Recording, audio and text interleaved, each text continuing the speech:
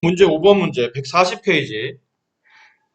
다음 주어져 있는 지수방정이 서로 다른 두 실근을 가질 때 실수 A값의 범위를 가지랍니다.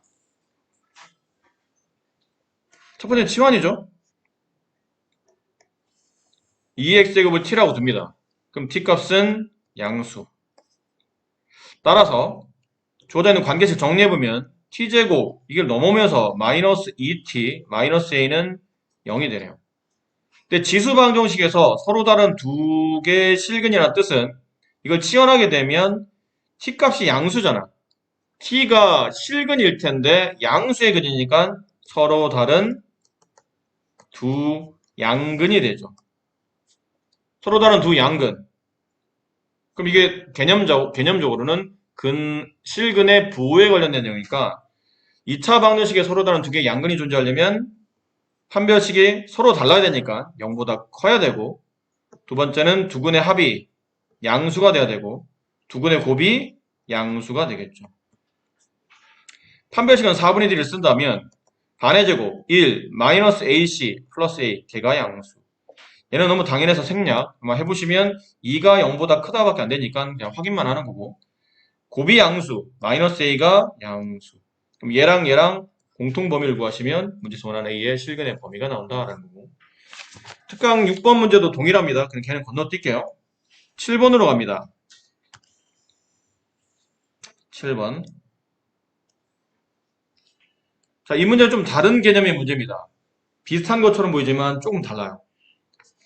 다음 방정식이 서로 다른 두 개의 양의 실근을 가질 때, 우리가 좀 전에는 보통 지수 방정식 문제 풀 때 서로 다른 두 실근이라고 그런 조건들이 있었지만 서로 다른 두 개의 양의 실근, 구체적으로 부호까지 언급하는 경우는 또 이 문제가 좀 다르긴 하네요.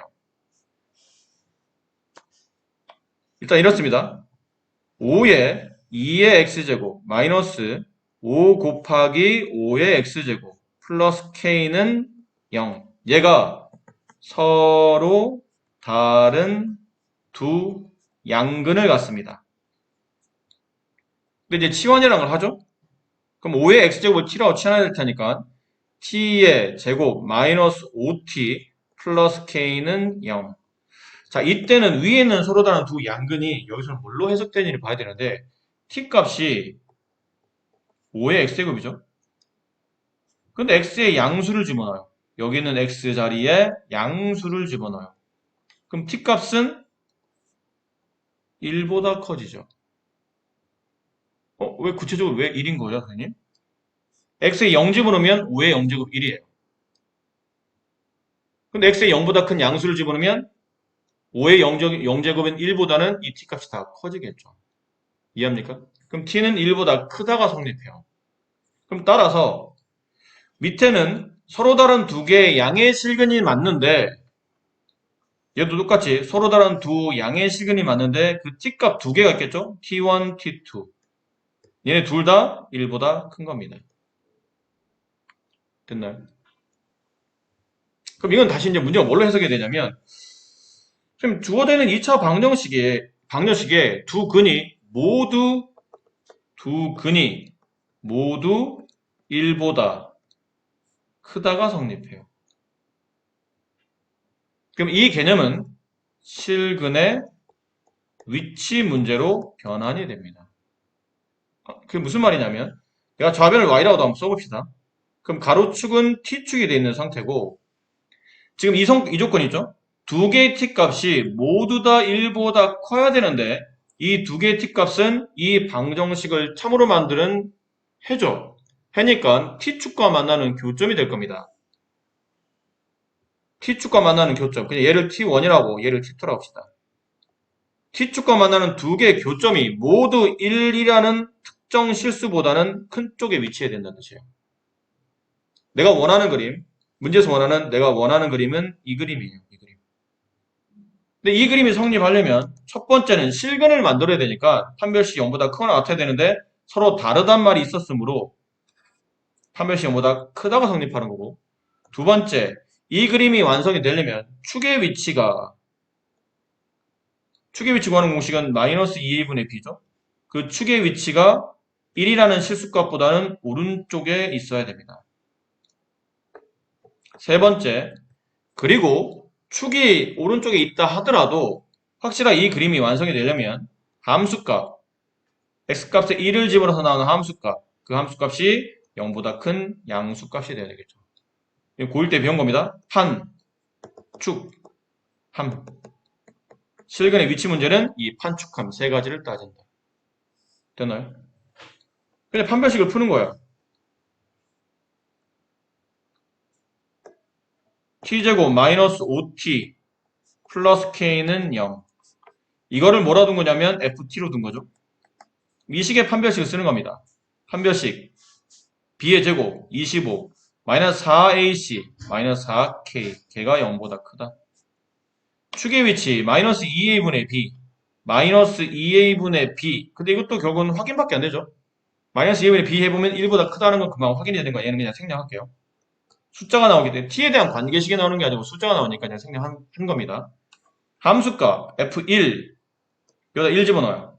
1 마이너스 5 마이너스 4 플러스 k 걔가 양수. 그럼 여기 있는 k값은 4분의 25보다는 작아야 되고 여기 있는 k값은 4보다는 커야 되겠죠. 이렇게 모두 만족해야 되지 않습니까? 실근을 가지면서 축이 1보다 커야 되고 동시에 함수값이 양수가 되어야 되니까 모두 다 만족. 공통범위예요. k는 4보다 크고 4분의 25보다 작다. 이게 문제에서 원하는 정답이 되는 겁니다. 됐습니까? 자, 정리해 봅시다. 그러면 정리하면 지금까지 여러분이 배웠던 이 특강 내용들을 한 방에 정리해 봅시다.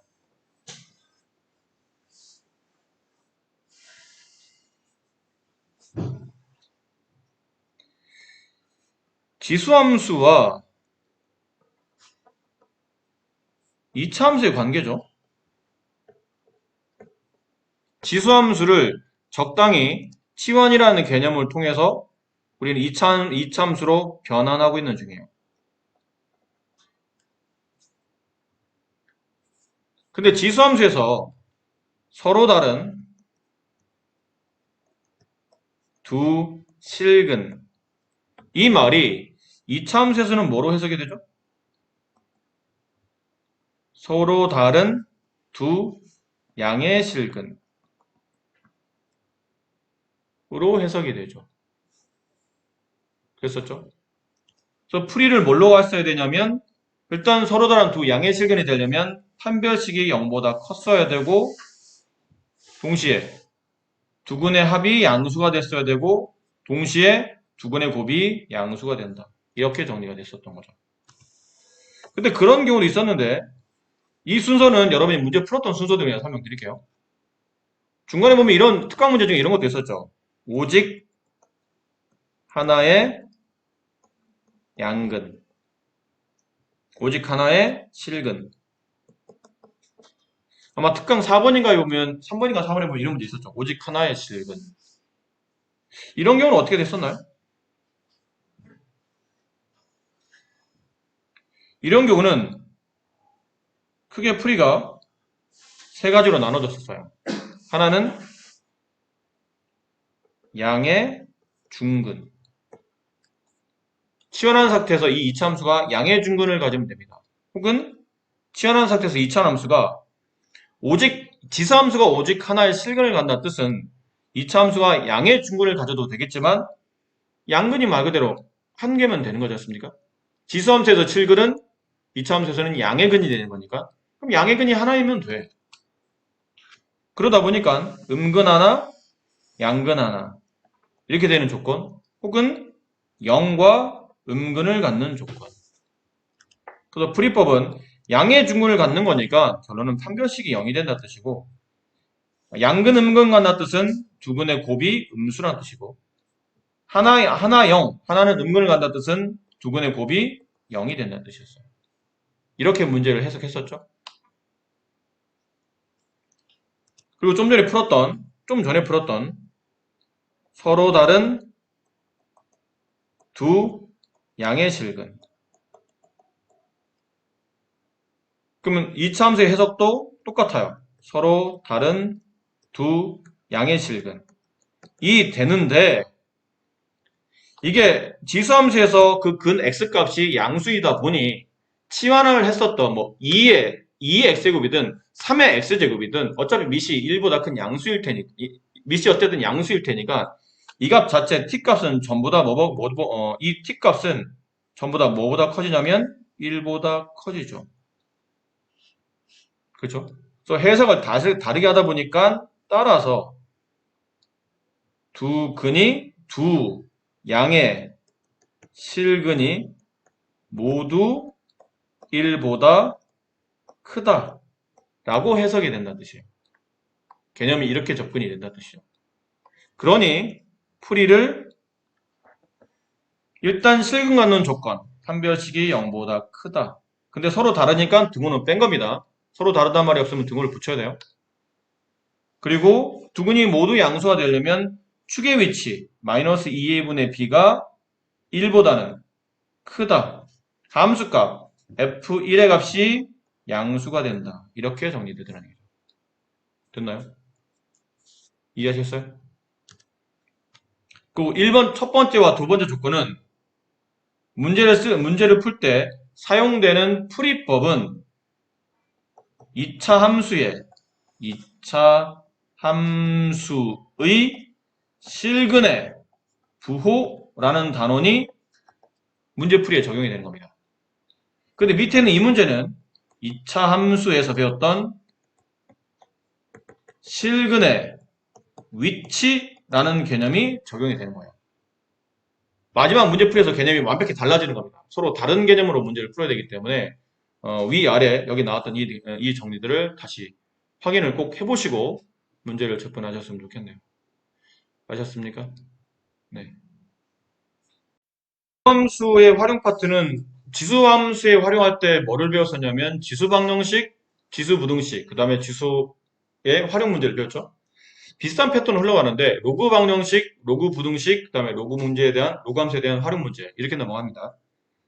그러니까 서술형 그러니까 문장제 있잖아. 이제 그런 걸 풀게 될 텐데 로그 방정식은 정의가 로그의 진수 또는 밑입니다.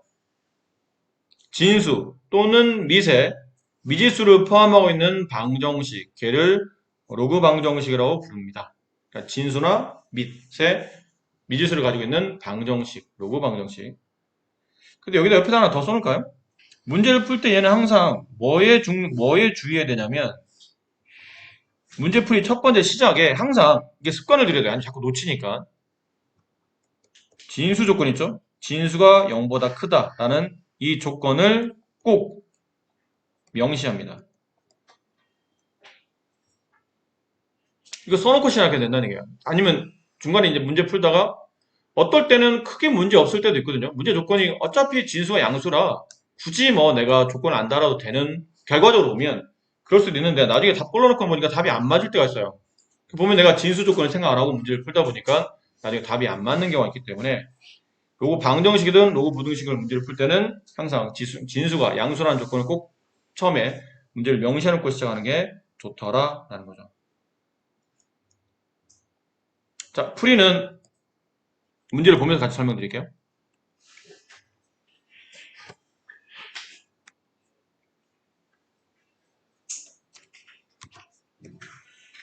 다음 로그 방정식을 푸시오. 1번 로그 3의 x 더하기 로그 3의 x-8 그게 1입니다. 같은 밑에 로그의 덧셈이죠? 그럼 로그 3으로 모으고 진수끼리 곱합니다. x 곱하기 x-8 그게 2랑 같죠. 여기서부터 이제 풀이가 두 가지죠. 오른쪽에는 2를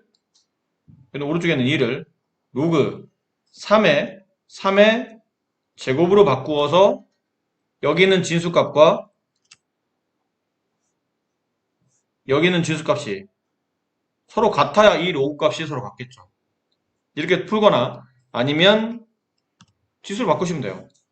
여기는 진수 x-8은 3의 제곱과 같다. 맞아요? 자, 문제를 정리하면 x제곱 마이너스 8x 넘어오면 마이너스 9는 0. x는 계산해보니 9 또는 마이너스 1. 그 답을 맞춰봤더니 답이 하나가 아니래. 왜? 아까 말씀드렸잖아요. 대부분 다 이래. 답 풀고 나면 그때서야 왜 답이 하나야? 아니면 왜 답이 안 맞아? 어떨 때는 그냥 대충 넘어갈 때도 있어요. 지금 이게 진수 조건을 무시하고 답을 풀었는데도 답이 그냥 맞아. 그냥 맞는 경우는 확률은 그냥 반반이에요. 그 문제가 답이 나왔는데 답이 진수 조건과 크게 관계없이 그냥 답이 나오는 경우도 있기 때문에 답 자체가 양수였던 거예요. 진수 조건을 만족하는 양수값으로 구성되어 있더라는 얘기죠. 그러면 별 문제 없는데 지금 같은 경우는 답이 보나마나 마이너스 1은 아닐 겁니다. 왜죠? 아까 말했잖아. 최초에 이거 안 하고 가면 까먹는다니까. 그러니까 뒤늦게라도 알아채면 다행인데 가끔 잘못하면 못 알아채는 경우가 있기 때문에 진수 조건을 무시하고 문제를 풀었기 때문에요. x가 양수입니다. 그리고 동시에 x-8이 양수입니다. 되니? 근데 얘도 만족해야 되고 얘도 만족해야 되고 그냥 둘 다 진수니까. 둘 중에 하나만 진수가 아니잖아요. 둘 다 진수니까. 따라서 x는 8보다 컸어야 되는 거예요. 그래서 얘는 안 되는 거고 얘가 답인 거예요. 아시겠나요? 자, 2번. 이제부터는 그래서 명시하고 갑시다. x-5가 양수. 동시에 x-2도 양수. 그럼 x는 5보다 크다, 2보다 크다. 둘 다를 만족하는 조건, x는 5보다 크다. 자, 이제 문제 좀 시작. 문제를 보아하니 좌변은 이렇게 되어 있죠? 로그 2에 x-5, 우변은 로그 4에 무슨 숫자야 나중에 필요하면 로그를 붙이면 되는데 밑이 일단 다르다는 게 문제예요. 그럼 밑이 다르니까 비교가 당장 안 되지. 둘 중에 하나 선택해야 됩니다. 밑을 2로 같이 통일하든지 아니면 4로 통일하든지. 둘 중에 하나요. 근데 이런 경우는 요령껏 4로 통일하는 게 낫습니다. 요령껏 로그 4로 바꿔요. 그럼 여기는 밑에 제곱이 되겠죠? 그죠? 그럼 진수에도 똑같이 제곱이 돼야 여기는 진수에는 지수 떨어지고 밑 위에는 지수가 떨어져서 2분의 2가 되면 약분되고 1이 돼서 실제 값과 변함이 없다는 얘기죠. x-5의 제곱으로 바뀌어요. 그리고 얘는 로그 4의 x-2 플러스 로그 4의 4 이렇게 됐나요? 이걸 정리해보면 로그 4의 x-2에다 얘를 곱하는 거니까 4 곱하기 x-2가 되겠죠. 그리고 좌우가 서로 똑같아지려면 로그 4, 로그 4까지 똑같으니까 이쪽 진수값과 이쪽 진수값만 같으면 이 로그 방정식은 참여되겠네요. 그러므로 전개하면 x제곱 마이너스 25, 10x 플러스 25 넘으면 마이너스 4x 플러스 8은 0. x제곱 마이너스 14x 플러스 33은 0. 3과 11 둘 다 마이너스. 따라서 x값은 3 또는 11. 근데 x는 그 위에 있었네요. 5보다 커야 됩니다. 11만 정답, 3은 정답이 아니에요. 아셨죠? 이렇게 문제를 접근해서 풀어주시면 됩니다. 글쎄요, 좀 어렵나요? 네. 그렇게 어렵지 않다면 연습은 생략하고 뒷단원으로 갑시다. 이쪽 문제.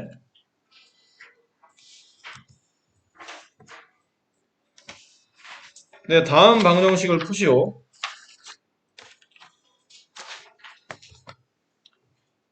글씨가 안 보여서 다시 쓸게요.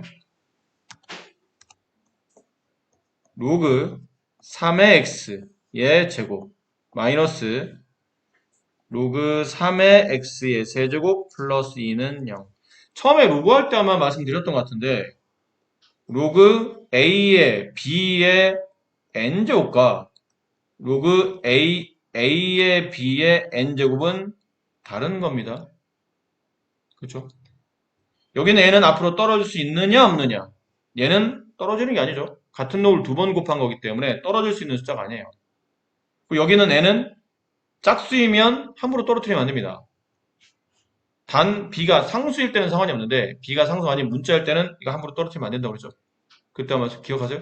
정역 범위가 달라지기 때문에 이 b가 만약 문자인 상태에서 n이 홀수일 때는 앞으로 떨어뜨려도 되지만 짝수일 때는 떨어뜨리면 정의용법이랑 달라짐으로 신중하게 문제를 풀어 말씀드렸었어요. 어쨌든 결과적으로 얘랑 같지 않다는 걸 꼭 아셔야 됩니다. 여기는 3은 앞으로 떨어지지만 여기는 2는 떨어지는 게 아니죠. 모양을 봐서는 치환하는 게 좋을 듯해요. 첫 번째, x는 양수, 진수범위. 두 번째, 치환, 로그 3의 x를 t라고 두자. 근데 지수함수와 다르게 로그함수는 치환해도 따로 변형을 따로 설정은 안 해도 돼. 그러면 t값 자체가 이게 실수값이 되거든요.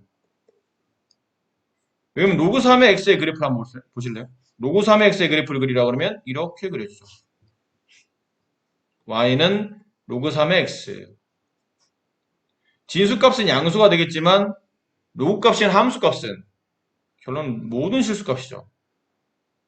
마이너스 무한대에서 플러스 무한대까지 계속 위아래로 쭉 뻗는 모든 실수값을 갖기 때문에 굳이 얘는 변형을 따로 알고는 있어야 되는데 모든 실수값이구나 라는 걸 알고는 있어야 되지만 따로 뭐 기재하실 필요까지는 없어요.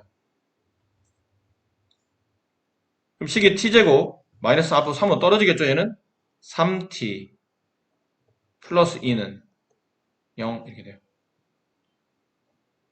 됐습니까? 다음 방정식 푸는 겁니다. 인수분 해야 되겠죠? t-1, t-2는 0. 따라 t값은 1 또는 2.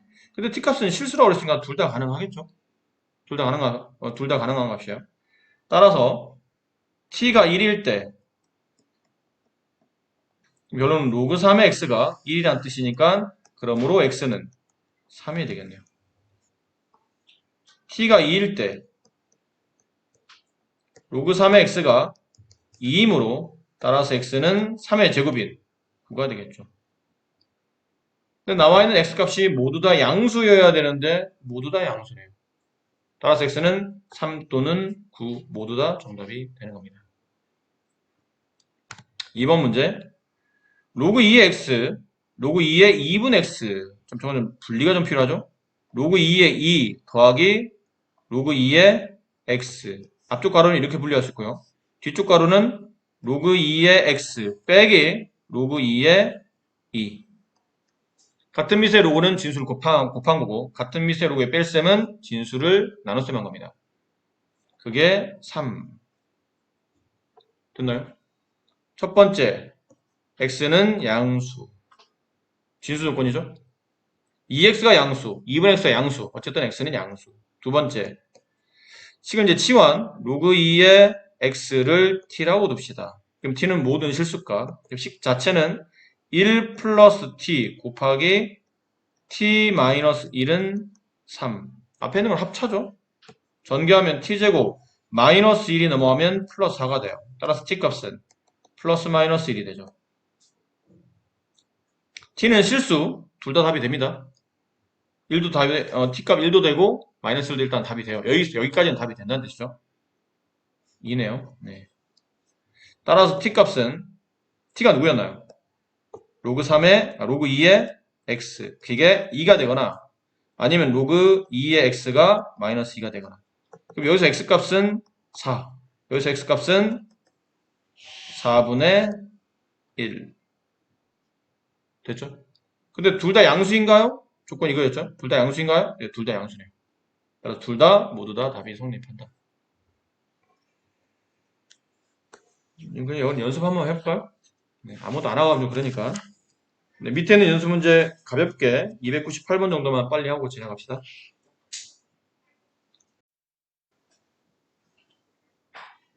자, 마풀 개념 익힘 3번 문제. 다음 방정식의 두근을 알파, 베타로 할 때 알파, 베타의 값을 구하시오. 1번 문제 푸는 겁니다. 첫 번째, x는 양수. 두 번째, 치환. 로그 3x를 t라고 둔다. 그럼 식은 t제곱 마이너스 3t 마이너스 5는 0이 되죠. 근데 이거는 앞에 문제랑 다르게 인수분해가 안 됩니다. 인수분해 돼도 사실 의미가 없는 문제고 인수분해 안 되는 게 사실 그나마라도 의미를 갖는 문제인데 지금은 알파 베타 값을 구한 다음에 그걸 곱하라고 돼 있거든요. 근데 알파 베타가 누구냐면 이 로그 방정식에 해요. 됐나요? 그럼 이 로그 방정식을 만족하는 x값이 하나가 알파, 하나가 베타인데 여기는 t에 대한 방정식은 t값이 두 개 있을 텐데 하나가 로그 어차피 t라는 게 로그 3x를 취하는 거지 않습니까? 근데 이 x는 이 방정식을 참으로 만드는 x값이고 이 x는 여기에 대입이 되겠죠. 그럼 t값 중에 하나는 로그 3의 알파가 되고 나머지 하나는 로그 3의 베타가 됩니다. 그럼 눈치껏 로그의 진수 알파 베타를 곱할 수 있는 방법은 여기는 두 개 근 t1과 t2를 덧셈하면 되겠죠. 그게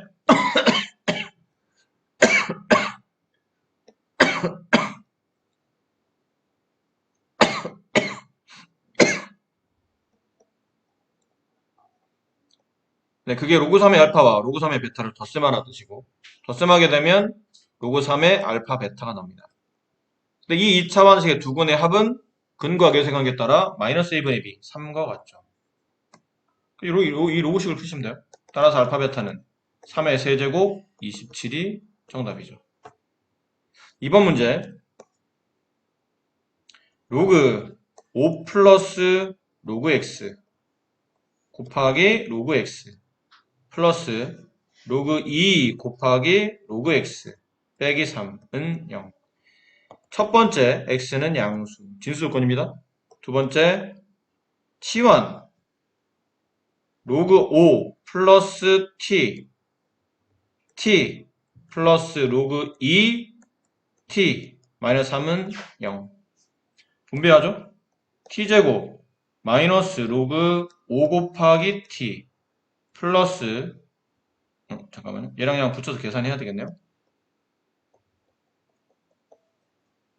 여기 로그 5의 t, 여기 로그 2의 t. 그럼 로그 5 플러스 로그 2의 t가 될 테니까 로그 5 더하기 로그 2는 로그 12니까 1이죠. 이거 t가 돼요. t 마이너스 3은 0. 마찬가지입니다. 이 로그 방정식을 만족하는 두 근, 이 로그 방정식을 만족하는 두 근을 튀어나오기 전에 여기 이 로그 방정식을 만족하는 두 개의 근 x값을 알파, 베타로 둔다면 그 알파, 베타는 여기는 2차 방정식에서는 로그 알파, 로그 베타의 근을 갖게 되는 거죠. 두 근의 곱을 구하랍니다. 여기 두 근의 곱을 구하라는 얘기는 알파, 베타를 구하라는 뜻이에요. 이 방정식의 근인 거니까 로그 방정식의 근이니까 근은 알파, 베타, 그들을 곱하면 알파 곱하기 베타. 또 마찬가지네요. 두 근의 합을 계산하시면 되겠죠. 로그 알파 플러스 로그 베타는 결론 두 근의 이 2차 방정식의 두 근의 합을 계산한 거니까 로그 알파 베타는 a분의 b 마이너스 a분의 b 마이너스 1. 따라서 알파 베타는 밑이 안 보이면 10이 생략되는 거죠. 10의 마이너스 1제곱 10분의 1이 정답이 됩니다. 괜찮으시겠어요? 밑에는 하나 해볼까요? 301번 문제 해보세요. 301번 1번 첫 번째 진수 조건을 먼저 만족해야 되죠. x는 양수. 두 번째 치환합니다. 로그 10의 x를 t라고 두면 t제곱 마이너스 t 마이너스 3은 0이 돼요. 이 방정식 두 근을 알파 베타. 근데 이 알파 베타는 위에 있는 로그식을 만족하는 근인 거고요. 위에 있는 이 알파 베타가 아래에서는 어떻게 해석되죠? 로그 10의 알파와 로그 10의 베타가 이 방정식 t에 대한 이 방정식의 두 개 근이 되는 거죠. 이해하시겠어요? 여기까지 이해되셔요? 네.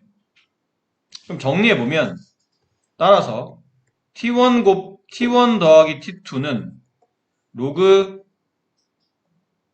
알파 더하기 로그 베타이므로 로그 알파 베타가 되죠.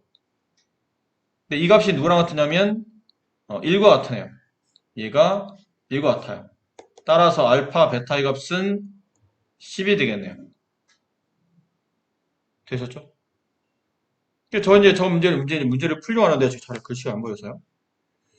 이렇게 되어 있습니다. 복잡하게. 알파의 로그 3, 전체 거듭 제곱, 로그 베타. 여기 알파 베타. 분자가 1이 된 건 알겠어요. 근데 분모가 문제인데, 이게 분모는 지수 법칙상 알파라는 밑을 두고 얘랑 곱하라는 거잖아. 로그 3 곱하기 로그 베타 썼는데 더 미궁입니다. 뭔가 계속 빠지는 느낌이에요. 뭐지 이거? 로그 공식에 보면 이런 거 있었죠. A 로그 B의 C는 C 로그 B의 A랑 같다. 얘랑 위치를 바꿉니다. 바꾸게 되면 3이 밑으로 내려가고 로그 알파의 로그 베타 제곱이 거듭 제곱되는 거예요. 그럼 3에 얘랑 곱하는 거니까 로그 알파 곱하기 로그 베타. 글씨 좀 작아서 보시려나 모르겠네요. 이렇게 됐죠. 근데 로그 알파는 이 2차 반응식의 한 근이죠. 로그 베타는 이 2차 반응식의 한 근입니다. 결론은 3에 t1 곱하기 t2분의 1을 계산하라는 뜻이에요. 이해하시겠어요? 따라서 t1 곱하기 t2 값도 구해야 되는 겁니다. 그럼 t1 곱하기 t2는 두근의 곱이니까 두근의 곱 마이너스 3 여기다 써요. 3의 마이너스 3제곱분의 1 27이 정답이 되죠. 가능하세요? 무슨 말인지 이해되셨어요? 다른 건 없습니다. 여기 하나예요. 여기 하나. 지금 색볼펜 처리되어 있는 여기 이 부분 이 부분만 이렇게 해석하실 수 있다면 그리고 여기서 만들어진 얘를 이렇게 변환해서 처리할 수 있다면 그렇다면 크게 어려울 부분은 없는 문제입니다. 2번은 아까 위에 풀었던 문제는 크게 다르지 않아서 아마 2번은 좀 고찰하신 것 같아요. 근데 1번이 아마 이 부분 때문에 좀 헷갈리신 것 같으니까 이렇게 설명을 드리도록 할게요. 다음 페이지 로그 부등식입니다. 따로 뭐 앞에 있는 개념으로 넘어가진 않을게요. 로그 부등식이랑 뭐 다를 건 전혀 없으니까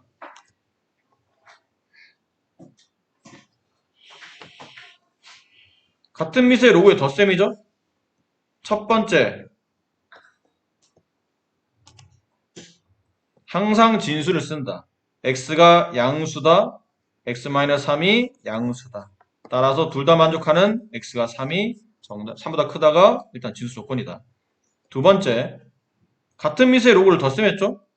그 밑 2로 통일한 다음에 x 곱하기 x-3이 2보다 작거나 같은 거예요. 근데 이거를 뭐 지수로 바꿔도 되겠지만 단순 비교하기 위해서 로그 2의 2의 제곱 4 이렇게 바꾸도록 할게요. 됐니? 자, 그 다음에 필요한 개념은 밑이 1보다 큰 로그입니다. 밑이 1보다 크면 지수의 부등호 방향과 값의 부등호 방향은 그대로죠. 서로 같지 않습니까? 근데 지금은 로그의 값이 왼쪽이 크거나 같은 거니까 지수가 아니고 진수죠. 진수값의 크기 x 곱하기 x-3과 4도 똑같이 방향이 그대로 유지가 됩니다. 정리 x제곱 마이너스 3x 마이너스 4가 0보다 작거나 같다. 2차 부등식 x-4 x 플러스 1 0보다 작거나 같다. 2차식 0보다 작으면 사이값 마이너스 1보다는 커났고 x는 4보다 작거나 같다. 이게 답일까? 얘가 있잖아. 방정식보다 부등식은 좀 더 범위를 잘 이어서 써주셔야 됩니다. x가 마이너스 1보다 커나 같다, 4보다 작거나 같다. 이 범위와 3보다 크다. 공통범위니까 최종 정답은 여기입니다. 3보다 크다, x는 4보다 작거나 같다. 괜찮으시겠어요? 2번 로그 3분의 1 x 플러스 로그 3분의 1 x-8 마이너스 2보다 작다.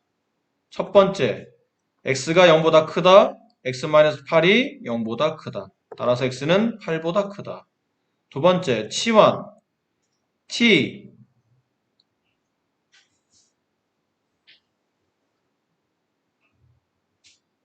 치환이 아니죠? 그냥 붙이면 됩니다.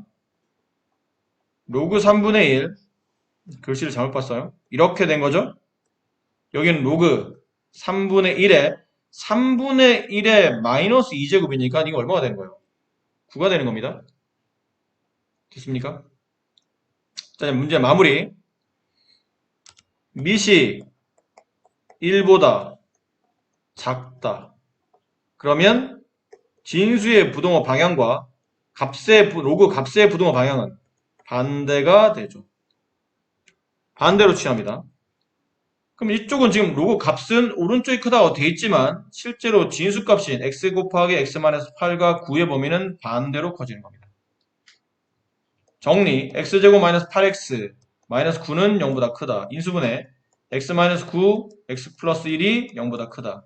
2차시 0보다 크면 큰큰 작작 x는 9보다 크다 또는 x는 마이너스 1보다 작다. 마이너스 1보다 작다 x는 9보다 크다. 뭐야? 네. 이렇게.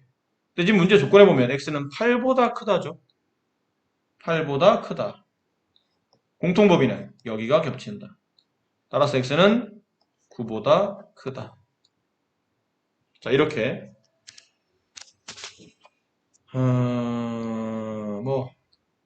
다 풀긴 그러니까 네. 304번에 1번, 4번 이렇게 두 개만 풀어봅시다. 304번에 1번, 4번.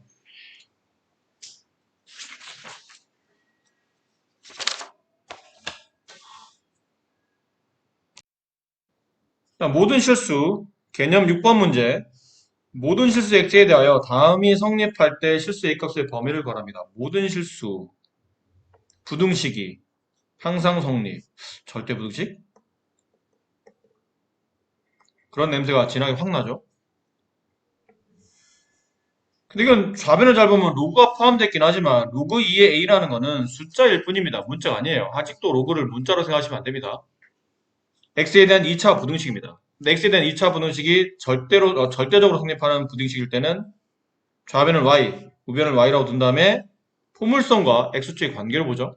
아래로 블록한 포물선이 x축과 맺는 위치 관계는 총 3개. 이렇게. 그 중에 어떤 x를 대입해도 이미 x 무엇을 대입한다더라도 늘 성립하는 부등식 이거밖에 없네요. 항상 0보다 크다 이거겠죠. 판별식 0보다 작습니다. 그럼 판별식 4분의 d 이게 짝수니까요. 그럼 로그 2의 a 여기 제곱할 때 처리 잘해야 됩니다. 가로 마이너스 4ac 4 곱하기 로그 2의 4는 빼고 짝수를 쓰고 있는 거니까 마이너스 ac 로그 2의 4a 걔가 0보다 작다. 여기서부터 뭐가 되죠? 여기서부터 로그 부등식이 되는 거예요. 위에서는 2차 부등식이었고 여기서부터 로그 부등식이에요. 그럼 첫 번째 a가 양수여야 된다. 두 번째 치환을 한다. 로그 2의 a를 t라고 둔다. t의 제곱 마이너스 이거 분리하죠? 로그 2의 4 플러스 로그 2의 a가 돼요. 되나요? 이 앞에 마이너스가 붙은 상태니까 마이너스 t 마이너스 2는 0보다 작다. 인수분해 t 플러스 1 t 마이너스 2 0보다 작다. t의 값은 마이너스 1보다 크고 2보다 작다. 근데 t는 뭘 말하냐면 저기 있는 로그 2의 a를 말하죠. 로그 2의 a 밑이 1보다 크네요. 로그 2의 마이너스 1제곱 2분의 1 로그 2의 제곱 로그 2의 4 밑이 1보다 크면 로그 값의 부동호 방향과 진수 방향은 동일하다. 2분의 1보다 크고 a는 4보다 작다. 얘랑 공통범위를 찾는다. 얘가 공통범위예요. 어차피 0보다 큰 거니까 여기는. 따라서 이 식을 성립하게 만드는 a값은 최종 정답은 얘가 됩니다. 2번 문제. 모든 양의 실수 x, 양이라고 또 굳이 써준 이유가 있겠죠, 뭔가. 모든 양의 실수 x에 대하여 다음 식이 항상 성립할 때 실수 a 값의 범위를 구하시오. 첫 번째 x는 양수. 두 번째 치환. 로그 3의 x를 t라고 둔다. 자, 근데 여기서 잘 보셔야 돼요. x가 양의 실수입니다. 근데 로그 3의 x를 내가 만약 함수 그래프를 그려본다면 이렇게 그려지는 함수 그래프죠. 근데 x값이 여기 있는 x값이 양수가 들어간다면 이 로그 3에 있는 이 부분 말합니다. 로그 3에 있는 이 x값에 양수가 들어간다면 t값은 결국 로그 3의 x의 함수값을 말하죠. 함수값은 모든 실수? 그렇죠? 따라서 t는 모든 실수가 됩니다. 당연한 얘기지만. 그럼 위에 그러니까 이 식 있죠? x에 관한 이 부등식을 항상 성립한다는 뜻은 치환하고 나면 t제곱 이것도 분리해야 되네요. 로그 3의 3 플러스 로그 3의 x 그럼 분배하게 되면 플러스 2t 플러스 2 플러스 2 마이너스 로그 9의 a 이렇게 됩니다. 자, 이제 해석을 해야 돼요. 로그 부등식은 양수 x에서 이 부등식이 늘 참이된다는 뜻은 t에 대한 부등식, t에 대한 2차 부등식 풀 때는 t가 모든 실수로 바뀌었어요. 따라서 모든 실수 x에 대하여 이 부등식이 늘 성립 또 절대 부등식이에요. 그럼 그래프는 또 이 모양이죠. 이 모양. 혹은 이 모양까지 가능하네요. 등호가 붙었으니까. 좌변에는 2차식이 x축보다 위에 있거나 같은 경우까지 되니까 따라서 판별식이 0보다 작거나 같다로 해석하십니다. 이어서 판별식 4분의 d를 씁시다. 4분의 d 반의 제곱 1 마이너스 ac 마이너스 2 플러스 로그 9a 걔가 0보다 작거나 같다. 자, 여기서 다시 로그 부등식.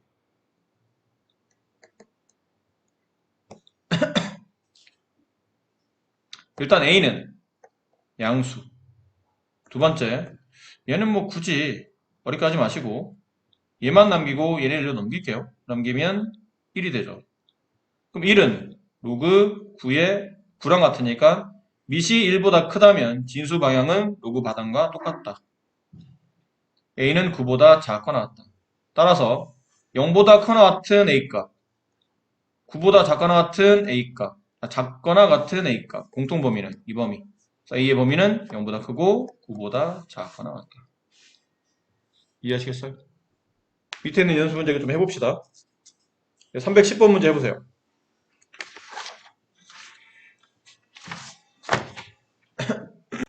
문장으로 표현되어 있는 문제죠.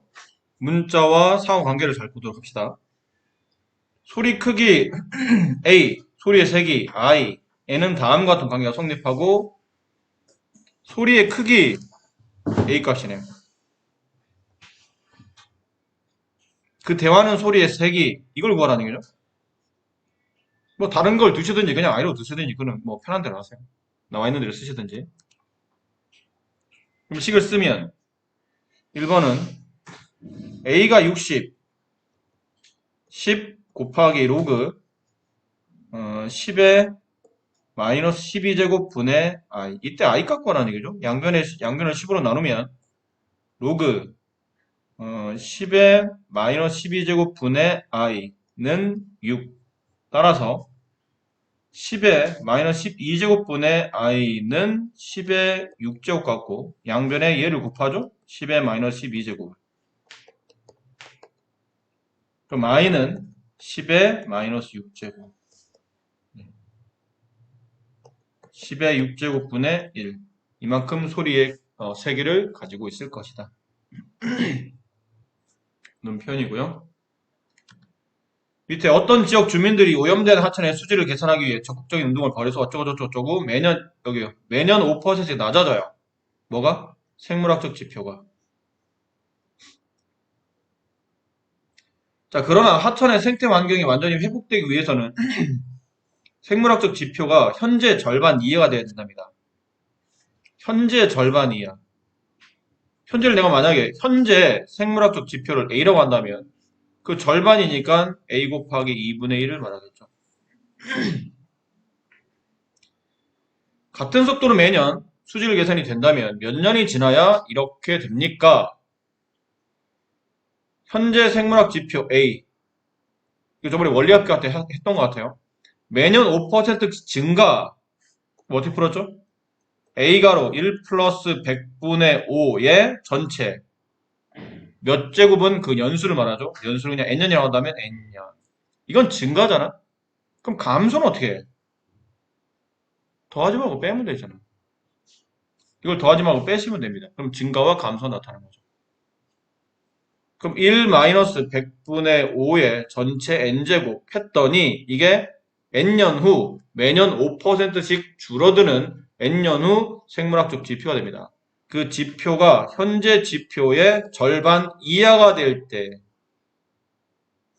AA 약분합시다.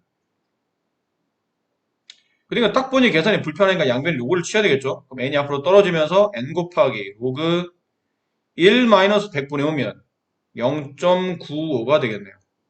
2분의 1. 됐죠? 로그 0.95는 없습니다. 뭐가 있죠? 로그 9.5가 있네요. 그럼 바꿔야 되죠?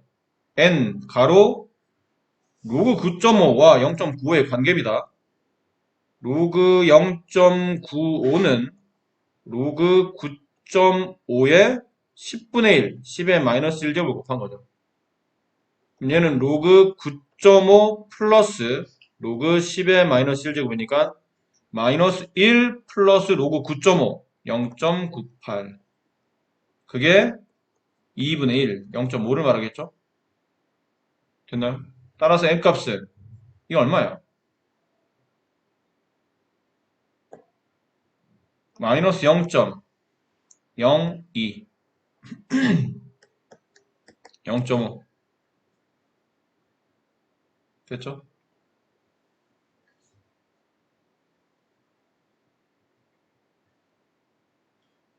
잠깐만요. 여기는 로그를 안 취했네요. 무슨 짓이에요, 지금?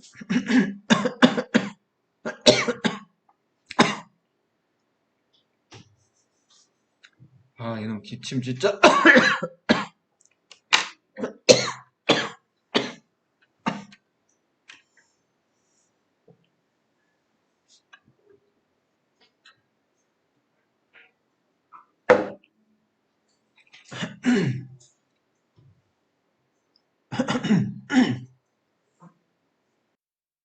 여기 로그를 안 취해놨죠? 로그 2분의 1. 이렇게 돼요. 됐나요? 네. 여기를 계산을 잘못한 거죠? 여기가 0.5가 아니고요. 0.5가 아니고요. 마이너스 로그 이게 2분의 1은 2의 마이너스 1제곱이니까 마이너스 로그이니까 마이너스 0.3 이렇게 되네요. 마이너스 0.3. 양변을 마이너스 0.02로 나누면 n값은 부등호 방향 반대로 바뀌면서 2분의 30, 15년. n은 15년부터겠죠. 최소 몇 년이 지나야 됩니까? 그러니까 최소 15년이 지나야 됩니다. 이렇게 정리되는 문제였어요. 뭐 별거 어려울 거 없으니까 천천히 문제를 좀 풀어보도록 하시고요. 여기는 그래서 문제 연습 없이 바로 가도록 할게요. 이런 것들 앞에서도 여러 번 중국에서 풀어왔기 때문에. 아, 이거 또 나오네. 건너갑니다. 151페이지 뭐 특강이라고 되어 있는데 이거는 어려워서 특강이 아니고 반감기라는 내용 자체가 출제가 좀 잦은 편이긴 해요. 그러니까 반감기는 왜 방사능 어떤 물질은 항상 어떤 물질이든 지구상에 존재하는 모든 물질은 일부의 방사능을 포함하고 있어요. 근데 그 방사능이 시간의 지남에 따라서 물질에 포함됐던 방사능은 시간의 지남에 따라서 천천히 그 양이 줄어들어요. 근데 그 양이 원래 가지고 있는 양의 절반으로 줄 때 이걸 반감이랍니다. 반으로 준다는 뜻이에요. 기는 뭐냐면 기간을 말해요. 그러니까 원래 가지고 있는 방사능 물질이 절반으로 줄 때까지 걸리는 시간, 그게 반감기라는 거고 5730년이 같은 책에도 나와 있죠. 대략 5730년 정도가 지나면 원래 있는 물질의 원래 있는 그 물질에 원래 있던 방사능 양이 절반으로 준다. 그런 건데 좀 이따 짬날 때 한번 해보시면 아시겠지만 그냥 아주 기초적인 문제들이에요. 그렇게 어렵지 않으니까 내용만 그냥 반감기라는 내용을 좀 아셨으면 하는 마음에 설명드린 거고 뭐 내용은 문제풀이는 크게 다를 게 없으니까 숫자 잘 집어넣어서 우리가 좀 전에 풀었던 활용 문제처럼 이렇게 잘 풀어내시면 됩니다. 네, 상함수의 첫 번째 단원이 일반각과 호도법인데 모르는 단어들이죠? 처음 듣는 단어들이에요. 일반각, 각은 각이지 일반각은 뭐고? 호도법? 이쪽에 천안과 근접해 있기 때문에 천안명물 호도과자를 말하는 건가요? 호도과자가 맞아요. 호두과자 맞아. 아니면은 그냥 간판 헷갈려서 그래요. 어떤 데 보면 대부분 다 호두과자로 되는데 어떤 데는 호도과자라고 써져 있기도 해요. 뭐가 맞는 말이에요?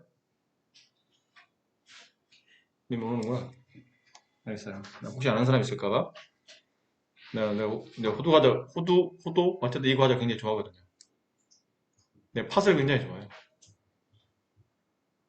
그래서 이런 거 굉장히.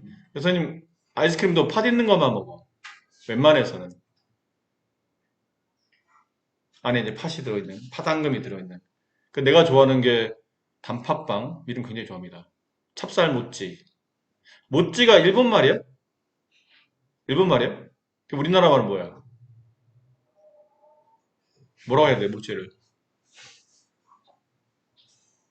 모찌는 일본 말이니까 뭐, 뭐지? 어쨌든, 그런 굉장히, 안에 팥이 들어간, 팥당금이 들어간 굉장히 좋아요. 호도법.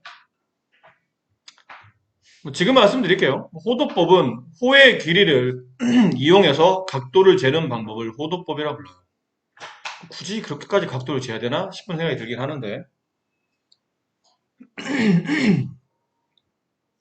먼저 일반각부터 일반각에 보면 각이라는 표현이 나오죠.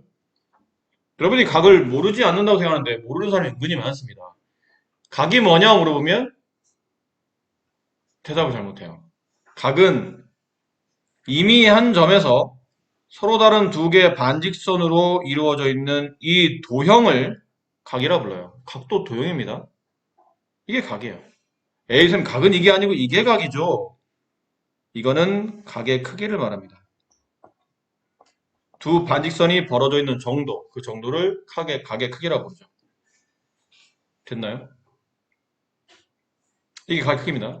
근데 일반각이 뭐냐면 기존에 여러분들이 30도, 만약에 30도 그러면 보통 30도 이렇게 쓰죠?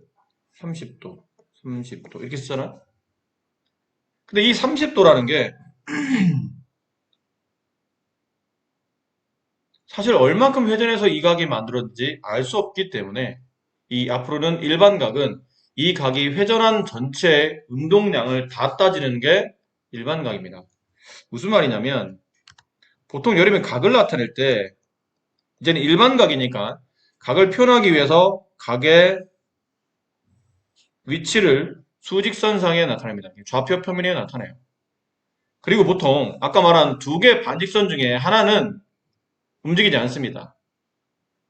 움직이지 않는 반직선, 이 반직선, 얘를 시초선이라고 불러요. 각을 만들 때 두 개의 반직선이 있는데 하나의 반직선은 멈춰져 있고 나머지 하나의 반직선이 움직이면서 각을 만든다고 생각하는 개념이에요. 그때 멈춰져 있는 이 반직선을 시초선이라고 불러요. 그러니까 처음 시작하는 반직선이라는 뜻이에요. 처음에 시작되는 반직선. 그 다음 나머지 하나의 반직선이 움직입니다. 이 반직선을 동경이라 불러요. 동경. 이 동자는 움직일 동자고 경자는 뭐 길경자인데 그러니까 움직이는 선 혹은 움직이는 반직선이라고 생각하시면 돼요. 움직이는 반직선. 이게 동경이에요. 그럼 시초선과 동경이 떨어진 이 벌어진 이 각을 보통 우리가 이 정도를 보통 각이라 말하는데 만약 이게 30도였다고 칩시다. 그럼 기존에는 그냥 30도 하면 이렇게 됐지만 실제로 이 동경이 이만큼 움직여서 30도에 놓을 수도 있겠지만 한 바퀴를 돌고 다시 이 자리에 올 수도 있지 않습니까? 꼭 한 바퀴만 돌라는 말은 없어요. 두 바퀴를 돌고 다시 이 자리로 올 수도 있어요. 세 바퀴를 돌고 다시 이 자리에 올 수도 있고요. 결론은 몇 바퀴를 돌았는지는 알 수는 없다는 얘기죠. 그럼 저 30도를 표현하는 여러 가지 방법이 있을 텐데 한 바퀴도 돌지 않고 한 바퀴는 360이니까 한 바퀴도 돌지 않고 그냥 30도가 덧셈되어 있는 경우도 있을 테고 아니면 한 바퀴를 돌고 30도가 표시되어 있을 수도 있고 360도를 두 바퀴 돌고 30도가 덧셈될 수도 있는 거죠. 이런 식으로. 그럼 여기는 30도인데 여기는 390도가 되죠. 얘는 750도가 됩니다. 됐니? 이해하시겠죠? 선생님 이쪽으로 꼭 돌아야 되는 겁니까? 아니요. 각이 이쪽으로 돌았을 때 나타난 각을 보통 양각이라 부르라. 양각은 시계 반대 방향입니다. 그럼 시계 방향으로 동경이 움직입니다. 그때 나타난 각은 음각이라 부릅니다. 시계 방향.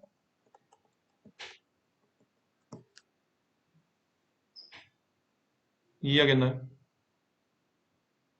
그럼 이쪽으로 돌 수 있다는 얘기는 회전할 때 그 회전 수는 실제로 양의 개념만 있는 게 아니고 음의 개념도 있다는 뜻이에요.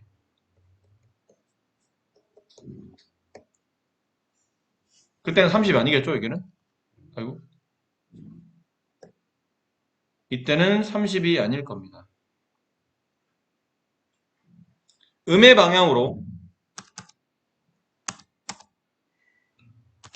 음의 방향으로 한 바퀴를 채 돌고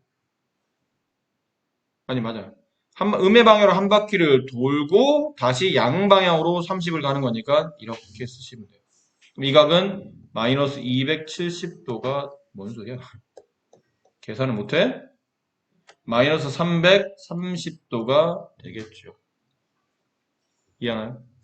그럼 음의 방향으로 두 바퀴를 돌고 한 바퀴 돌고 두 바퀴 돌고 다시 위로 올라가면 360 곱하기 마이너스 2 플러스 30이 될 겁니다. 그런 식으로.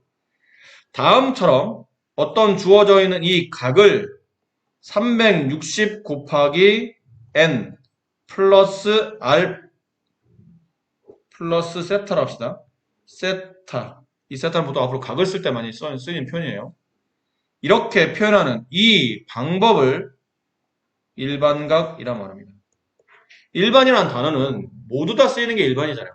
아무렇지 않게 막 쓰이는 거, 그게 일반이기 때문에 앞으로는 각을 확장해서 플러스 양각, 마이너스 음각 확장해서 모든 실수 범위로 넓혀가는 겁니다. 이 각을 일반각이라 말하고 이렇게 표현하는 것을 일반각의 표현이라고 해요. 됐니? 단 n값은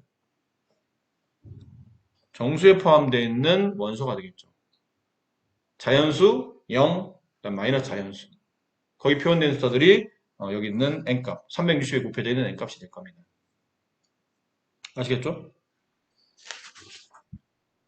자, 그렇게 해서 어려운 내용은 여기는 뭐 내용에 대한 그러니까 그 단어에 대한 뜻을 묻는 거기 때문에 그렇게 뭐 어려운 내용은 아니에요.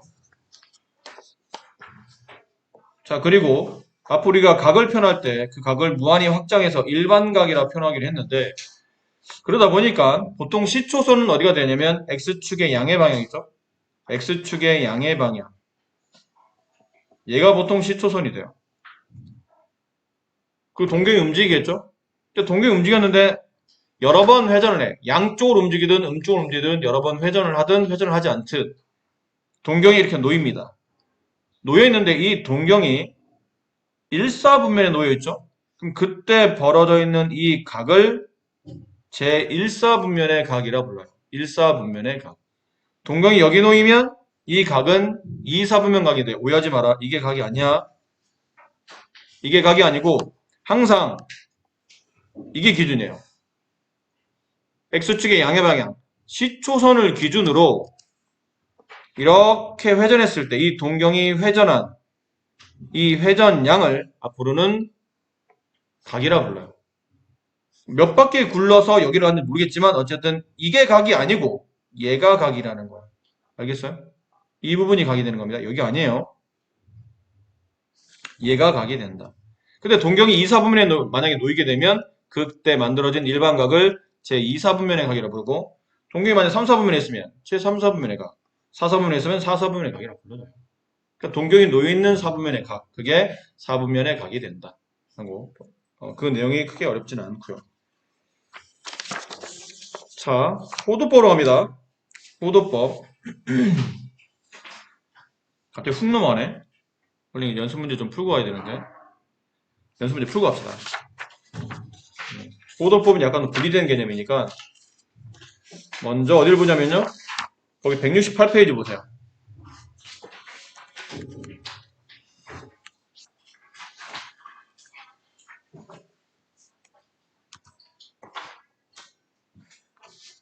자, 다음 각의 동경의 위치를 좌표 평면 위에 나타내고 제 몇 사분면 각인지를 구하시오. 480도.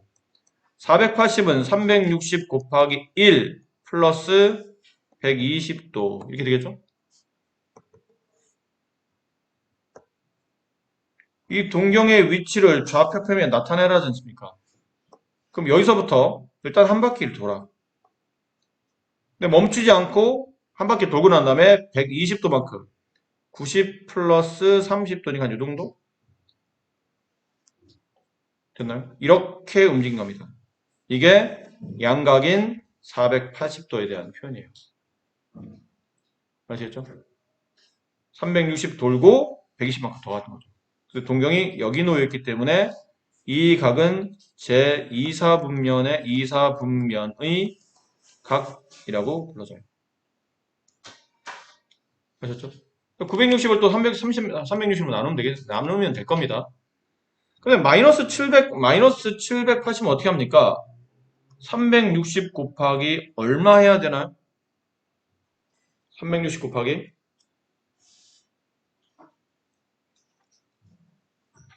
두 가지가 있죠. 2를 하는 방법과 마이너스 2를 하는 방법과 360 곱하기 마이너스 3을 하는 방법이 있어요.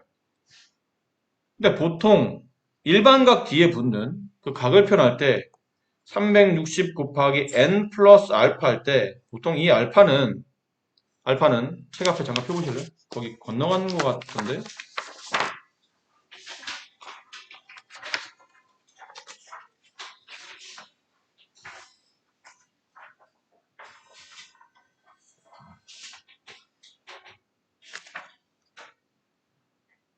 거기 있네요. 162페이지에 개념 일반각에 보면 하나, 둘, 셋, 넷, 다섯 번째 맨 마지막 줄에 보면 보통 이 알파 있죠? 360 곱하기 n 한 다음에 뒤에 짜투리로 붙어 있는 이 알파 값은 0 이상 360 미만을 보통 표현한다 라고 되어 있어요.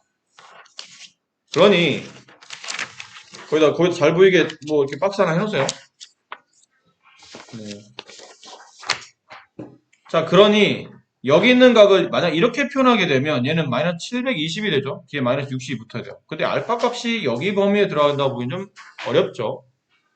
그러니까 여기까지 계산하셔야 돼요. 그럼 마이너스 1080도 됐나요? 그 플러스 얘는 마이너스 1080도죠. 됐니? 그럼 이 각의 차이는 플러스 300 얼마 빼죠?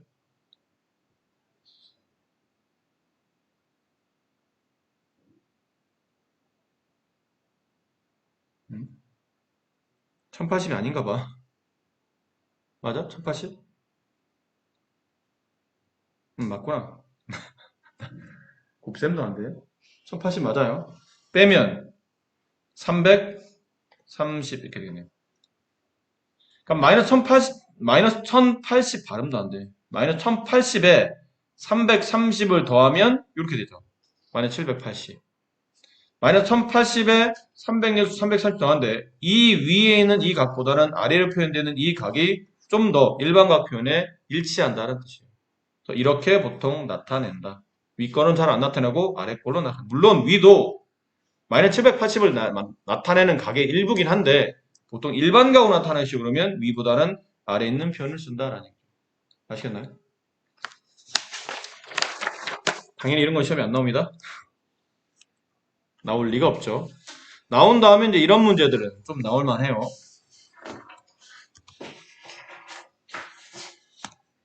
자, 세타가 제2사분면 각일 때 2분의 세타를 나타내는 동경이 존재할 수 있는 사분면을 모두 구하시오. 자, 보세요. 2사분면 각이에요. 2사분면 각이면 각이 어디에 놓여 있어야 되냐면 이쪽 땅에 놓여 있어야 되겠죠? 각이 여기 있다. 됐나요? 동경이 여기 놓여 있어야 돼요. 이런 식으로. 그래야 제2사분면의 각이 될 겁니다. 근데 세타가 이만큼이 세타라고 보기는 어렵다고 그랬죠? 몇 바퀴 돌았는지 알 수가 없기 때문에 회전각을 무시하고 지금 세타만 표시한다면 이렇게 쓰긴 하는데 여기는 일반각이 포함되어 있다고 봐야 되니까 저 세타는 일단 여러 번 돌았을 테니까 360 곱하기 n 인데 여러 번 뺑글뺑글 돌다가 일단 90보다는 커져야 돼요. 90도보다는 커져야 되겠죠. 근데 여러 번 뺑글뺑글 돌았지만 여기 있는 각보다는 오른쪽 넘어가야 되지만 여기 있는 각보다는 넘어가면 안 되겠죠. 360n 플러스 180보다는 작은 쪽에 놓이면 이게 제 2사분면의 각에 대한 표현이 됩니다. 360n 플러스 90보다는 크지만 360n 플러스 180보다 작으면 2사분면의 각. 그럼 1사분면의 각은 뭐라 써야 되죠? 360n 보다는 크지만 360n 플러스 90보다는 작다. 3사분면 각은 360n 플러스 180보다는 크지만 360n 플러스 270보다는 작다. 그럼 4사분면 각은 360n 플러스 270보다는 크지만 360n 보다는 작다. 이게 4사분면 각이 되는 겁니다. 이런 식으로. 자, 근데 문제는 우리는 세타를 나타낼 게 아니고 2분의 세타를 나타낼 겁니다. 그럼 얘를 2로 나눠야 된다는 얘기잖아? 2분의 세타. 2로 나눕니다. 180n 플러스 45. 2로 나눕니다. 180n 플러스 90. 자, 얘가 도대체 몇 사분면에 놓이게 되는지를 찾아내시오 라는 거예요. 두 가지 방법이 있는데 첫 번째 방법은 어차피 n이 정수값일 거 아닙니까? 적당한 정수를 집어넣어 보는 겁니다. 적당한 수. 근데 어차피 이게 1, 4, 2, 4, 1사분면, 2사분면, 3사분면, 4사분면, 다시 1, 2, 3, 4, 1, 2, 3, 4를 뺑글뺑글 돌 거 아니야. 그러니까 몇 번 숫자를 집어넣다 보면 이 각에 놓이는 위치가 계속 일정한 위치만 놓일 거라는 얘기지. 됐니? 몇 바퀴를 돌든 양쪽으로 돌든 음쪽으로 돌든 몇 바퀴를 돌다 보면 계속 일정한 위치에만 놓인다는 게 그걸 찾으라는 얘기예요. 그러니까 여기는 n값을 집어넣을 때는 원래 정수값은 정수값인데 그냥 계산하기 편한 정수를 집어넣으면 돼요. 0부터 0 집어넣으면 얼마죠? 45보다는 크고 2분의 세타는 90보다 작다. 이게 몇 사분면 각이에요? 1사분면 각이에요. 그 다음부터는 연속적으로 대입해야 됩니다. 중간에 그 회전 숫자가 연속적이지 않으면 중간에 건너뛰게 되는 거기 때문에 한 번 시작되는 점은 비교적 쉬운 정수를 집어넣되 그 다음부터는 연속되는 정수를 집어넣으셔야 돼요. n에 1을 대입합니다. 1 대입하면 180에 40을 더하니까 225. 2분의 세타는 180에 90을 더하니까 270. 몇 사분면 각이죠? 3사분면의 각이에요. 세 번째, n에다가 2를 집어넣어 봅시다. 그럼 다시 360 플러스 45. 2분의 세타 360 플러스 90. 이게 몇 사분면 각이죠? 다시 1사분면. 한 바퀴 돌고 다시 1사로 올라오죠. 그럼 그 다음은 해봐야 되겠나요? 그죠? 따로 해보지는 않으셔도 될 것 같아요. 뱅글뱅글 여기만 돌아갈 테니까 결론은 몇 사? 1사분면과 3사분면의 각만 이렇게 움직인다는 걸 알 수 있어요. 됐니? 자, 두 번째 방법은 좀 어려운 문제일 때는 가끔 쓰이긴 하는데 이 문제는 이게 더 쉬워요. 첫 번째 방법이. 두 번째 방법은 이게 분모에 2가 있었잖아. 2가 있었잖아. 그래서 정수값 n을 두 개의 종류로 나눠요. 2k라는 정수와 2k 플러스 1이라는 정수 두 개로 나눕니다. 이 수학적으로는 잉여류라고 그러죠. 정수를 구분할 수 있는 방법은 무수히 많아요. 그 중에 첫 번째가 2의 배수냐, 2의 배수가 아니냐. 달리 말하면 짝수냐, 홀수냐. 이걸로 나눌 수도 있고, 아니면 3의 배수냐, 3의 배수에 1이 남느냐, 3의 배수에 나머지 2가 남느냐. 이렇게 나눌 수도 있고, 4의 배수냐, 4의 배수에 나머지 1 남느냐, 4의 배수에 2 남느냐, 4의 배수에 3 남느냐. 이렇게 나눌 수 있다는 얘기죠. 정수는 그걸 어떤 배수로 처리하냐에 따라서 여러 가지로 표현이 가능해요. 얘는 분모에 2가 있었기 때문에 2의 배수냐, 2의 배수가 아니냐로 구분할 겁니다.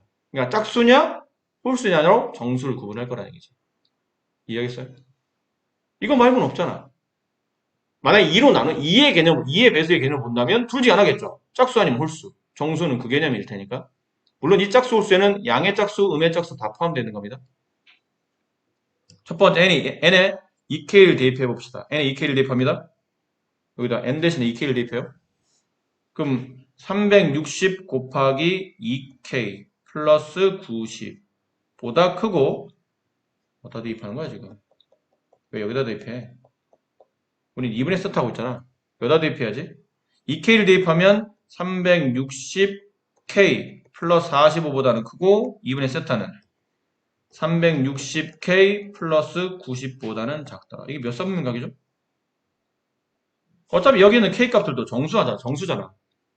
분수가 들어가진 않겠지. 뭐 3분의 1은 분수가 들어가진 않을 거 아닙니까? k도 정수예요. k도 정수. 그럼 360 정수. 그러면 제자리겠죠? 45도. 360 더하기 정수 90. 90도 사이. 45도와 90도 사이니까 1사분면의 각이네요. 그러니까 짝수일 때는 1사분면 각에 놓인다 뜻이에요. 근데 만약에 그 정수값이 여기 있잖아. n이 짝수일 때는 1사분면 각에 놓인다. 근데 n이 만약에 홀수라면 그럼 여기는 n 대신에 180 곱하기 n 대신에 2k 플러스를 대입하는 거예요. 플러스 45. 2분의 세타. 180 곱하기 여기는 n 대신에 2k 플러스 1. 플러스 90. 이해하겠습니까? 그럼 정리하면 360k 플러스 180 플러스 45니까 225. 2분의 세타. 360k 플러스 270 플러스 270. 그럼 뺑글뺑글 돈다는 얘기죠, 얘네들은. 얘네는 큰 의미는 없어요. 뺑글뺑글 돌아갔고 225만큼 더 셈 되고 270보다 작은 각이니까 몇 사분면 각이에요? 3사분면의 각이에요. 그래서 짝수가 되면 1사분면의 각, 홀수가 되면 3사분면의 각. 짝수일 때는 1사분면의 각, 홀수일 때는 3사분면의 각. 됐죠? 왼쪽의 장점은 단순 계산하기 때문에 숫자를 빨리빨리 계산해서 계산이 빠르다는 것과 오른쪽의 장점은 일반화시킨 겁니다. 숫자를 계속 집어넣을 수는 없잖아. 처음에는 14, 3, 4, 그 다음 1, 4까지 우리는 여기까지만 했잖아요. 근데 갑자기 그 다음에 했더니 1, 4가 3, 4가 안 나오면 어떡해? 그러니까 수에 대한 불확실성인 거죠. 근데 우리가 한 번, 두 번, 세 번, 네 번, 1, 4, 3, 4, 1, 4, 3, 4? 약간 1, 3, 1, 3으로 돌아가는 것 같은데? 혹시 모르니까 한 번 더. 혹시 모르니까 한 번 더. 언제까지 한 번 더? 한 100번 해야 그때 이제 믿을래? 1, 3, 1, 3이 100번 반복되면 그때는 믿을까? 이 수의 불확실성 때문에 단순 계산할 때는 첫 번째 방법이 좋은데 수학적 식을 써야 될 때 있죠. 서술형 문제에서는 일반 수험처럼 쓰면 감점 당합니다. 깐깐한 선생님들은 감점 줘요. 깐깐하신 분은. 이렇게 썼잖아? n에 0, 1, 4, n에 1, 2, 3, 4, n에 2, 4, 1, 4. 그래서 밑에다 땡땡땡 그러므로 1, 4와 3, 4만 지난다. 그럼 선생님이 야 n이 3일 때는 안 해봐? 아니 선생님 보라마나 3, 4겠죠. 그걸 네가 어떻게 알아? 할 말이 없는 거예요. 아닐 수도 있으니까 사실은. 그래서 잠깐 기다리세요. 제가 해드릴게요. 그럼 선생님 늦었어 인마. 감점. 근데 풀이는 왼쪽에 더 많이 쓰긴 해요. 이게 쉬우니까. 이런 문제를 어떤 선생님이 서술형에까지 두지는 잘 않아요. 그러니까 얘는 이렇게 푸는 게 낫고 혹여 문제의 서술형을 대비한다면 오른쪽처럼 이렇게 풀이하는 게 좋고. 그럼 만약 이 문제가 바뀌어서 2분의 세타가 아니고 3분의 세타면 그때는 어떻게 돼요? 정수를 3개로 쪼개는 겁니다. 3k n은 3k 플러스 1 n은 3K 플러스 2. 이 n을 아까 말한 거기다 이제 하나씩 식에다가 이제 하나씩 집어넣어서 각을 조사하신 다음에 몇 사분면의 노인지를 이제 따져보시는 거겠죠. 이런 문제가 있습니다.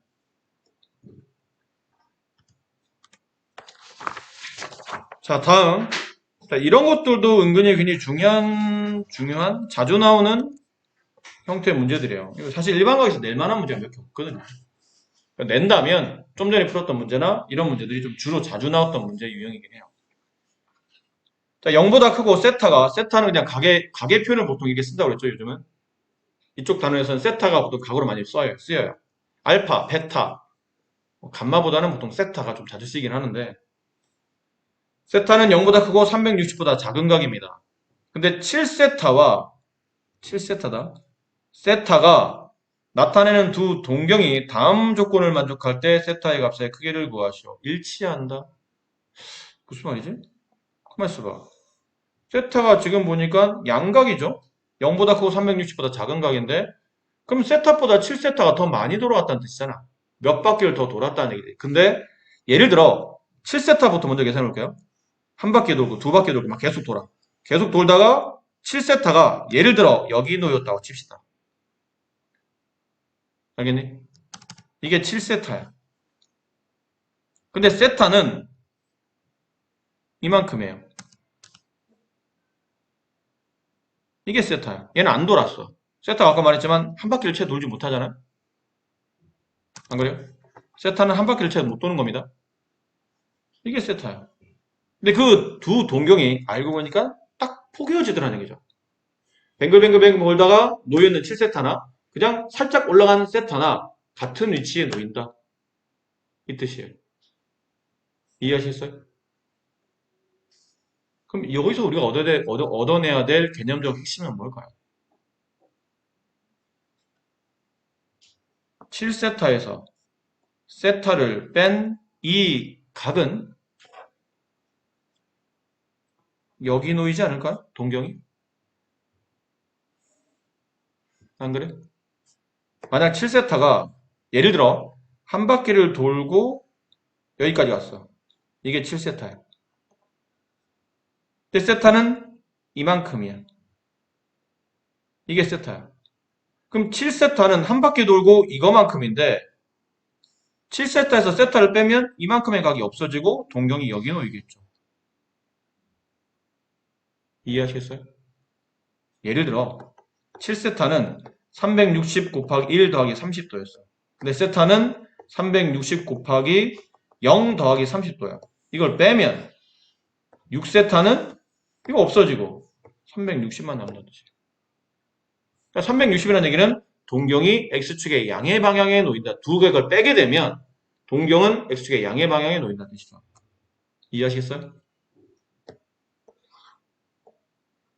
그래서 여기는 7세타 마이너스 세타 값은 동경이 여기 놓입니다. 그럼 이거를 어떻게 표현하죠? 이것도 일반각으로 표현해야 되잖아.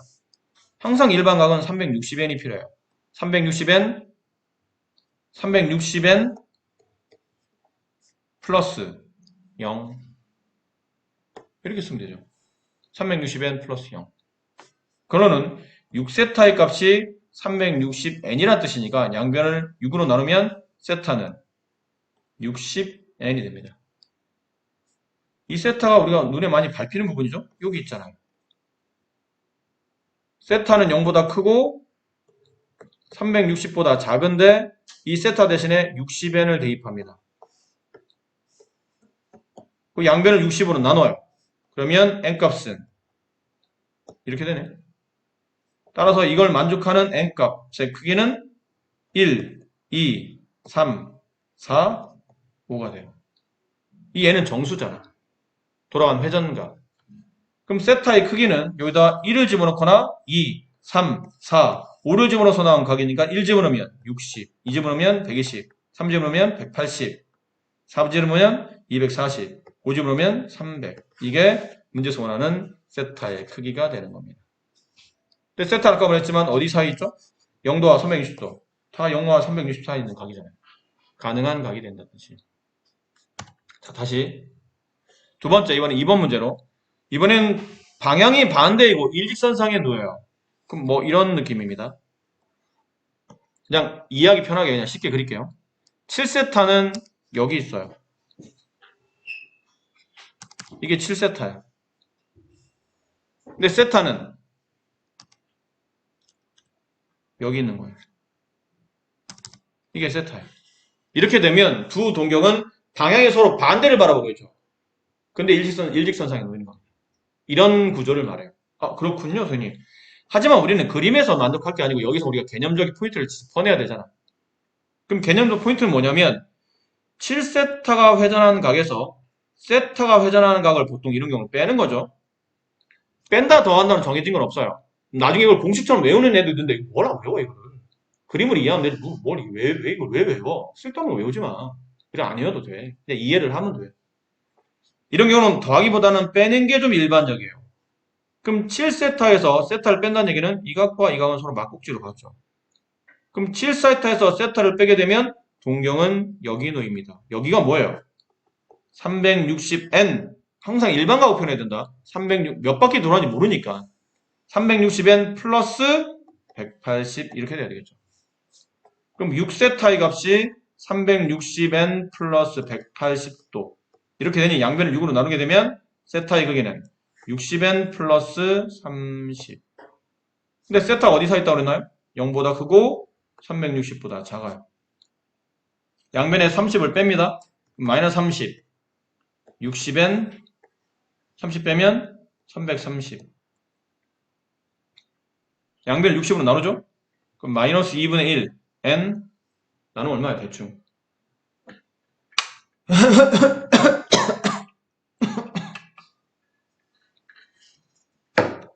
얼마인지 알 필요 없어.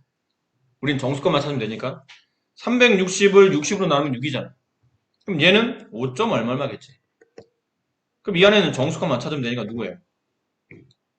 0, 1, 2, 3, 4, 5. 이 값을 어디다 집어넣죠? 여기다 집어넣어야 돼. 됐니? 여기다 집어넣어야 이게 세타잖아.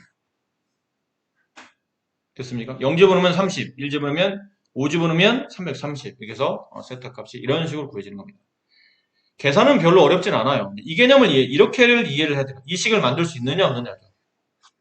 일치할 때는 7세타 마이너스 세타는 360n. 일직선이 서로 반대 방향이면 360n 플러스 180 뺐을 때. 이건 뺐을 때. 근데 이런 것만 있지 않고 밑에 책에 보면 여러 가지 나와 있죠.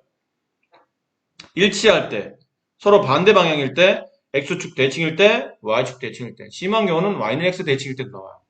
심한 경우는 y는 마이너스 x 대칭.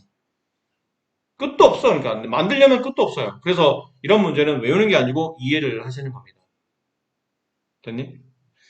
근데 그리다 보니까 그러면 세 번째 있죠? 선생님 그러면 7세타와 세타가 x축 대칭 관계면 어떻게 되죠? 이게 세타고 이게 7세타예요. 예를 들면 7세타, 세타. 이번에는 이게 세타니까 요만큼 각과 요만큼 각이 서로 같죠. 근데 7세타가 조금만 더 돌면 여기 놓을 것 같은데 이만큼 각이 필요한 거예요. 그만큼 각은 세타랑 같죠. 이번에는 7세타에다 세타를 더해야지만 동경이 여기 놓입니다. 여기라는 게 360n에 놓인다라는 뜻이죠. 이건 x축 대칭일 때고 이번에 y축 대칭일 때는 이렇게가 세타예요. 그럼 이만큼을 7세타로 보면 되는 겁니다. 그럼 또 어떻게 되냐면 7세타에서 세타를 빼는 게 아니고 또 마찬가지죠. 이 각과 이 각은 같은 각이니까 요만큼만 더해주면 7세타는 이만큼밖에 못 움직였는데 여기만 더해주면 1이 가겠죠. 동경이. 얘도 7세타에다 세타를 더하면 동경은 여기 놓입니다. 여기가 뭐예요? 360n 플러스 180에 놓입니다. 이렇게 하시는 겁니다. 외우지 말고 이해를 하시고 그림을 그리시고 천천히 이해하시면 돼요. 됐습니까? y는 x 대칭 이런 것들은 90도와 관련된 건데 이게 나중에 그때 좀 더 문제를 좀 더 풀고 나면 그때 하는 걸로 하고 책에도 없는 내용을 굳이 지금 힘주어서 하지 말고 자 여기를 하려면 이제 호도법을 가야 돼요. 다시 앞쪽으로 가봅시다. 호도법. 이거 사실 중요한 건데 문제가 많지는 않은 것 같아요. 아마 설명하다가 문제는 못 풀고 설명하다가 틀릴 것 같은데, 호도법의 각과 호도법, 그리고 60분법. 각을 나타내는 방법은 이렇게 두 가지로 고교과정에서 정리해요. 호도법과 60분법. 60분법은 뭐냐면 네가 쓰고 있는 각이 60분법이야. 몇 도, 그치? 30도, 25도, 183도. 그러니까 도로 표현하는 게 60분법의 각이에요. 예전에 고대인들은 이 정삼각형 있죠? 이 정삼각형 굉장히 신비한 도형이라고 생각했던 겁니다. 그래서 왜 니네 보면 영화나 뭐 애니메이션 만화 같은데 아니면 뭐 드라마에 보면 많잖아. 이런 표시. 마법 무슨 주문 걸 때. 재물 여기다 뭐 이렇게 여기 뭐 재물 같은 거 놓고 그 안에다가 여기서 주문을 걸죠. 빛이 발생하고 여기서 촤 아리스토텔이 촤. 넌 히어로. 갑자기 막 그 마법의 영향을 받아서는 히어로가 되고. 그럴 때. 그러니까 예전 사람들은 이 정삼각형을 신비한 도형으로 생각했다는 얘기예요. 근데 그 정삼각형 안에 들어있는 내각이 60도잖아. 이 60도를 이게 기준이야. 60도를 60개로 쪼개는 거야. 그래서 60분법이야. 60개로 나누는 방법이라서 60분법이야. 그래서 이 도형인 정삼각형의 한 내각인 60도를 60개로 쪼개서 만들어진 이 각의 기준인 1도로 보겠다는 거예요. 이게 60분법의 시발점입니다. 욕한 거 아니다? 잘하셨어요? 다시 1도를 60개로 쪼갭니다. 그럼 얘가 1초가 돼요. 1분이 돼요. 다시 1분을 60개로 쪼갭니다. 그러면 1초가 됩니다. 이렇게 계속 60개로 쪼개고 60개로 쪼개고 60, 60, 60, 60 계속 쪼개는 이 방법을 60분법이라고 불러. 네가 쓰고 있는 방법이라고 했죠? 몇 도라고 표현하는 게 60분법이에요. 근데 이 60분법은 함수적 측면에서 바라본다면 굉장히 불확실한 각의 표현법이에요. 이유가 뭘까? 60분법은 왜 함수적 측면에서는 뭔가 불완전한 방법일까요? 함수는 그래프를 이해하려면 그래프가 연속적이어야 되지. 그렇잖아? 연속함수, 연속적인 개념이 확립해야 우리가 함수를 좀 자유롭게 표현할 수 있는데 분법이라는 얘기는 나누겠다는 뜻이고 나눈다라는 수의 개념은 유리수의 개념이에요. 분수로 표현하는 거잖아요. 안 그래? 나눈다, 분수로 표현할 수 있다. 나눌 수 없다, 분수로 표현이 안 된다. 대표적인 게 무리수지. 실수는 유리수와 무리수로 나누고 유리수의 정의는 b분의 a꼴로 표현할 수 있는 모든 숫자, 분수꼴로 표현할 수 있는 달리 말하면 나눌 수 있는 모든 숫자를 말해요. 근데 무리수는 파이 같은 거 나눌 수 없잖아. 3.14259 이렇게 표현되는 이 숫자를 어떻게 분수로 표현할 수 있나요? 나누기로 표현이 안 되는 숫자입니다. 그래서 얘를 유리수가 아닌 무리수라고 표현을 하죠. 근데 60분법은 보신 바와 같이 각을 계속 나누기 때문에 각의 범위가 유리수로 제한적이에요. 그러니까 그래프를 연속적으로 그릴 수가 없는 거예요. 그래서 수학자들은 이 각도를 이용해서 함수를 만들 건데 이 각을 지금 여러분이 배우는 상관함수의 시작점이 0이라는 거죠. 사인, 코사인, 탄젠트, 삼각 B에다가 그 각의 기준에 여러분들이 알고 있는 삼각 B는 그 각에다 뭘 주냐면 0도에서 90도 사이 각을 주잖아. 근데 이제 뭐 할 거냐면 각을 확장할 거거든. 그래서 네가 일반각을 배운 거야. 모든 각 범위에 따라서 삼각 B 여기서 말하는 이제 삼각 B는 상관함수 바뀌는 겁니다. 사인, 코사인, 탄젠트의 값을 정리하다 보니까 각 하나의 함수값이 딱 하나씩 존재하는 함수의 개념이 성립하더라는 얘기예요. 그럼 각을 자유롭게 실수 범위로 줘야 되는데 60분법은 각이 실수 범위가 아니야. 연속적이지 않더라는 얘기죠. 그래서 수학자들이 생각한 거예요. 각을 연속적으로 주고 싶은데 60분법은 태생적인 한계가 있네? 그럼 각을 연속적으로 어떻게 표현하지? 하다 보니까 원을 하나 그립니다. 원의 중심이 여기 있겠죠? 이게 반지름이지? 그치? 근데 봐봐. 원 위에다가 내가 이렇게 반지름 두 개를 그려서 두 반지름이 벌어져 있는 정도를 각으로 표현하죠. 이렇게 나타낼 수도 있잖아요. 그치? 근데 60분법은 이 각을 나타낼 때 각이 연속적이지 않기 때문에 어떻게 하지 고민하다가 수학들이 만들어낸 게 그냥 여기 있는 호의 길이만큼 각이 벌어졌다고 보면 되는 거 아닐까? 만약 반지름이 좀 더 진행이 돼서 여기까지 반지름이 같다고 칩시다. 그럼 그때 호의 길이는 이만큼이 되겠죠. 그럼 아까 이만큼보다는 이만큼일 때가 호가 더 많이 벌어졌고 그 호가 바라보는 각의 크기도 아까보다 좀 더 많이 진행이 돼 있을 거라는 얘기야. 됐니?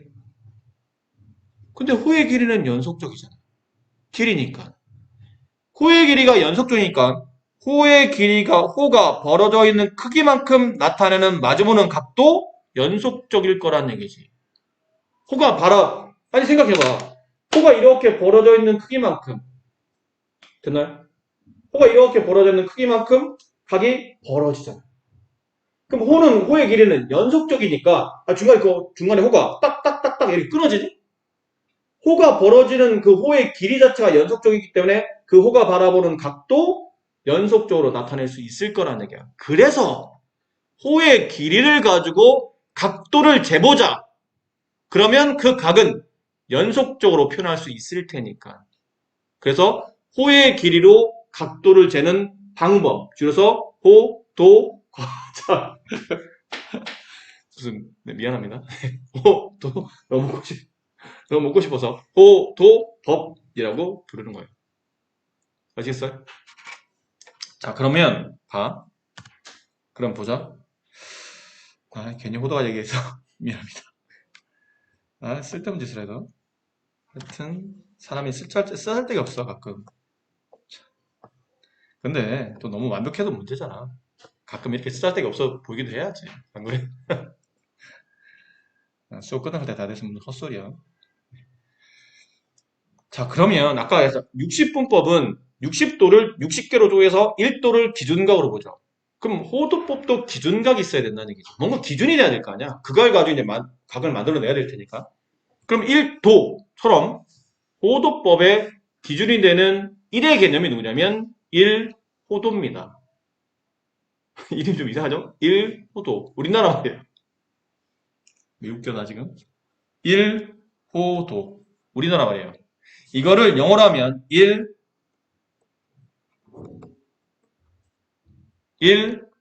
한글로 하면 콩구리씨는 1라디안이라고 하는데 1라디안 이겠죠? 근데 1라디안이라고 부릅니다.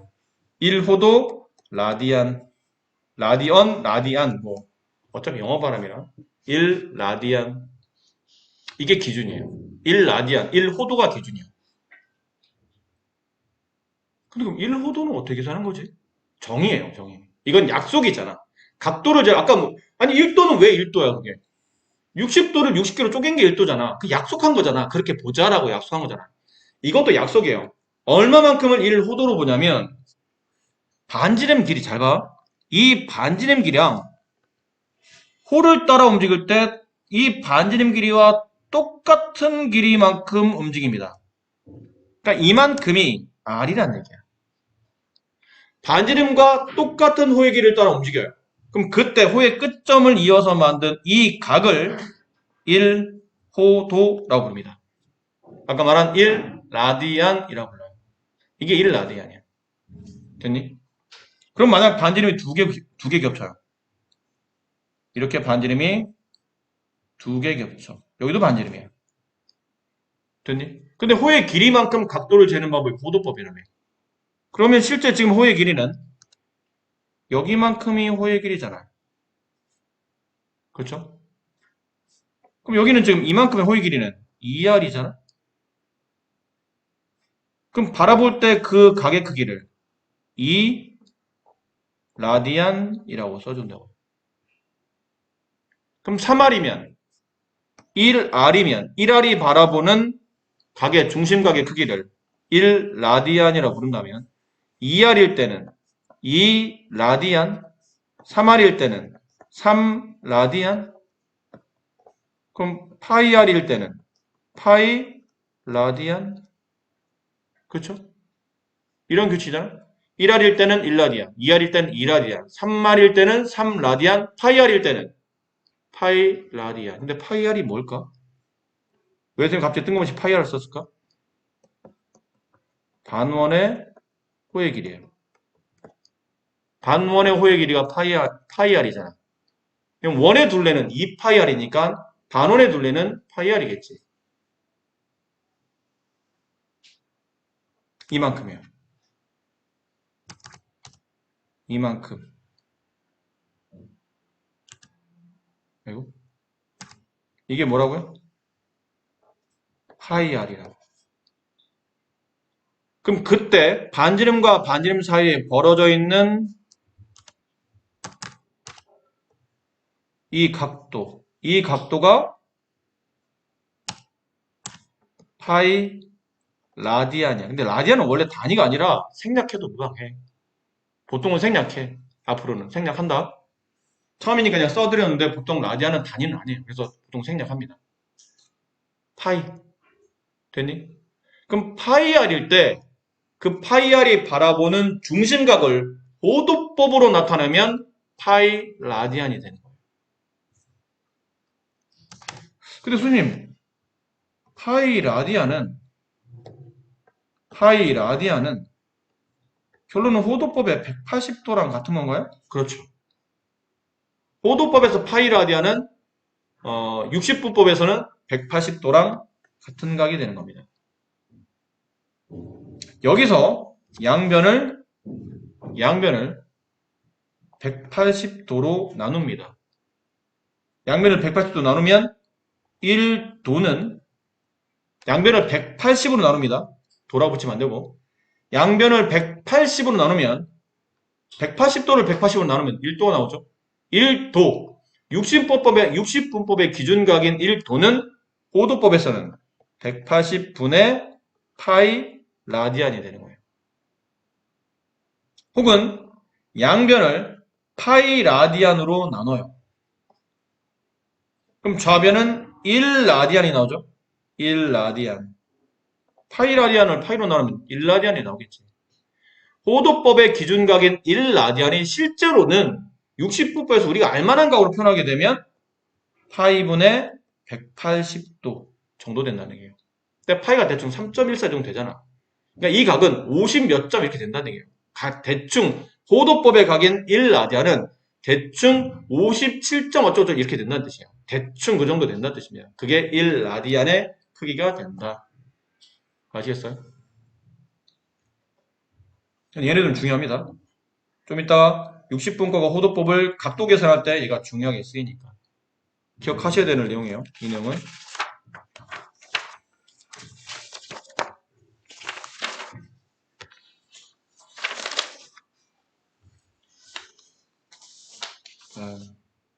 끝내야 되겠네요. 뒤에 조금 남았는데 호도가 얘기했다가 웃다가 지금 시간 끌려서 먹고 싶다 호도 가자.